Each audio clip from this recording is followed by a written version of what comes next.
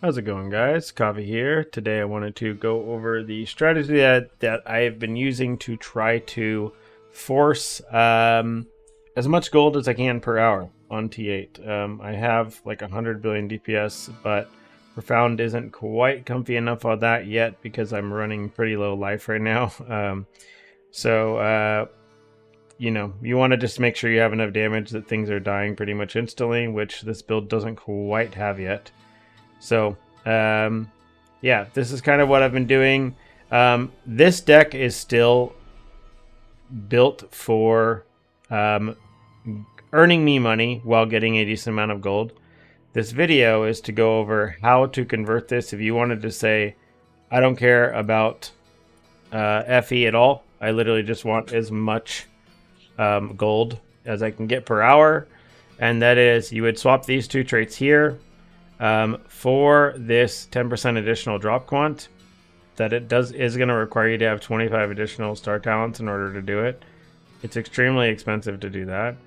What it means is that you basically have to drop this tree entirely here. All of the money you're getting from residents is just going to be gone. Your chance at getting activation mediums is gone. So not that I'd necessarily recommend doing that.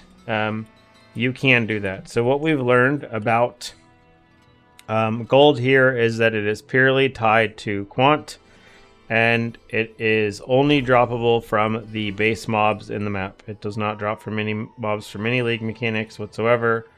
So any league mechanics you add doesn't do anything for it. It's not changing anything unless it's a league mechanic that's giving quant, basically.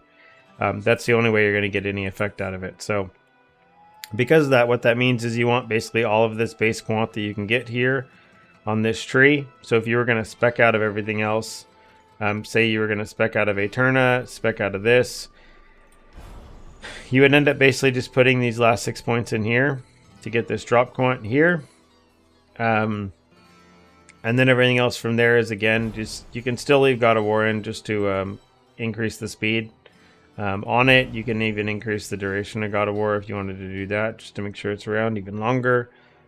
But realistically, after that, you can just honestly put it into, put your points into like gear drop quant, things like that, and just, yeah,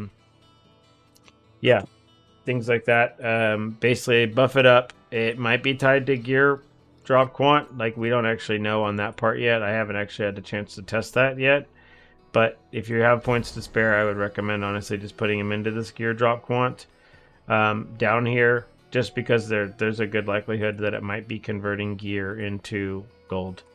A lot of the times they do tie mechanics from this game very tightly to what they are in PoE, and in PoE it was tied basically very similar. It was just on the basically the core loot table, and it was purely related to like item rarity and stuff. So every single character turned into stacking as much item rarity as they could possibly get, and that was the best way to farm gold for settlers. So pretty much the same. If you are trying to focus on a more balanced approach where you are getting the most amount of money, adding in these 4 points here for the clockwork compass, and then just running this for this +1 rating tier when you turn it into the podium, does help a lot. It does slow down your maps quite a bit to run clockwork, so keep that in mind. Yeah, so if you're going to do that. Something else you can do, I'm not sure if you did know, but say if you need to do these profound bosses, I've been going through and getting them done. You actually don't need to do maps on Profound in order to do this. You can see I'm 8 of 16. You can actually just go and do this on T8. So the same way I was talking about doing this for other bosses before, you can do the same thing on Profound. So that's exactly what I've been doing.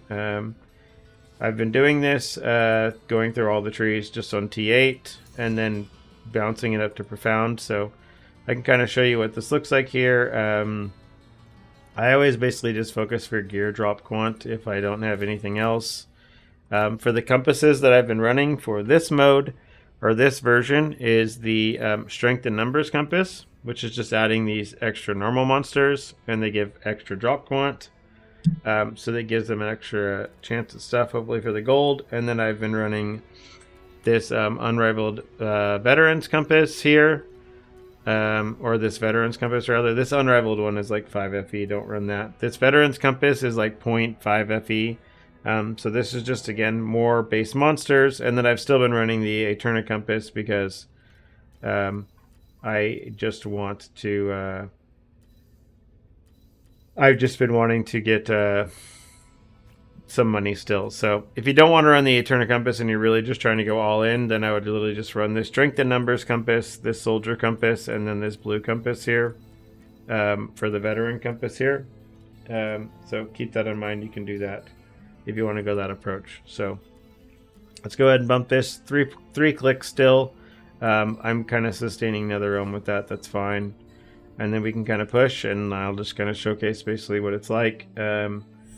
You basically just get to map very quickly, and you don't have to think about a thing. I actually have a slate swap here that I do when I'm actually mapping like this. I actually swap this onto movement speed. I could do it even more. Like I could swap one of these other ones into movement speed as well.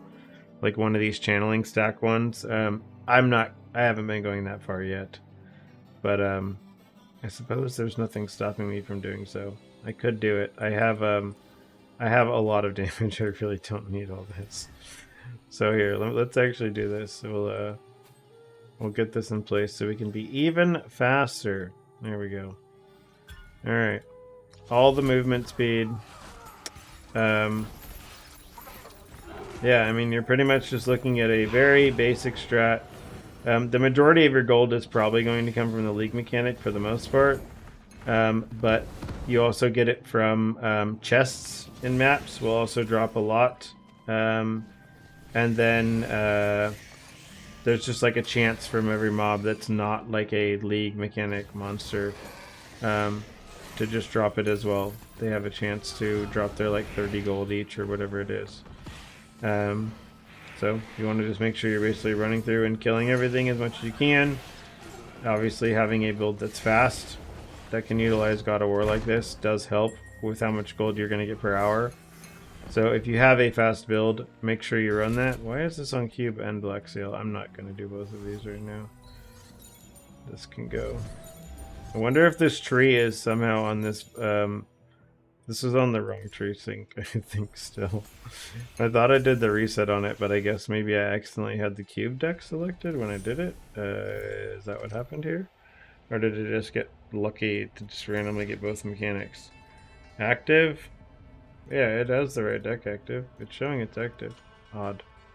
Okay, I guess we just get randomly lucky to get both of those in there. So, yeah, you basically just push it, and you just kind of keep pushing through. And zoom these as fast as you can. Again, with this setup, you are mapping incredibly fast if you have like a decent build. So you don't need to worry about much. I would skip things like Arcana. It's pretty rippy if you're running 2 portals. I have not found the benefit of it to be very high. I only have like level 2 Arcana pet, but the mechanic takes a really long time, and I was not getting anything useful out of it myself. But others may speak differently about it. And personally, not for me. So, yeah, as you can see here, it's most of the time I honestly say it's about like 1,000 FE per map is what it feels like I get. Obviously, in the reality, it's probably slightly lower than that, but you are also running maps really, really fast. Most of the time, you're taking less than a minute on these. Yeah, and overall it does end up averaging out to be slightly higher just because of the amount of chests that you end up getting at some point, where you end up getting like maps where you're actually getting quite a few FE or quite a few amounts of gold rather than just the base like 1k-ish that you're getting.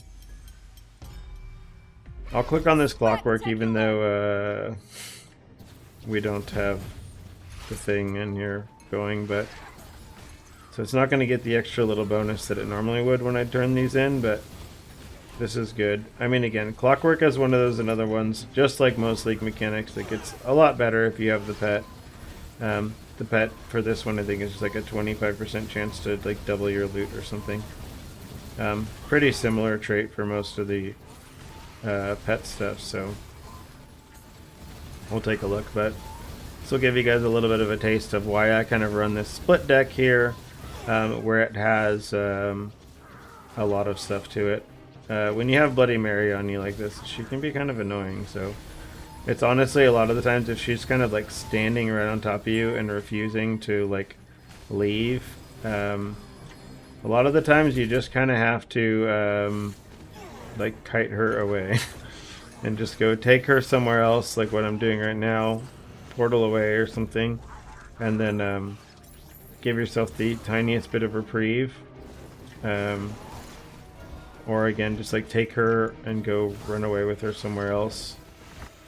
Yeah. You take her, run off with her for a bit. If there's like multiple little beacon things on the ground, just bounce between the two to keep cutting her around. Yeah. So, highly recommend you do that.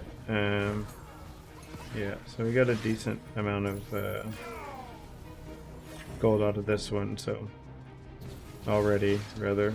We're not even fully done with the map yet, but there's always a chance for even more from this stuff here. So yeah, like this, where she spawned on top of that, I will basically come and kite and do this one until she teleports over here or ends up in running over here, whatever she ends up doing. If she doesn't, then I'll take the time to fully clear the wave, and now that she's there, you just want to make sure you kite and go do the other one and finish it off while she's not there. Because standing next to her is a good way to just die randomly.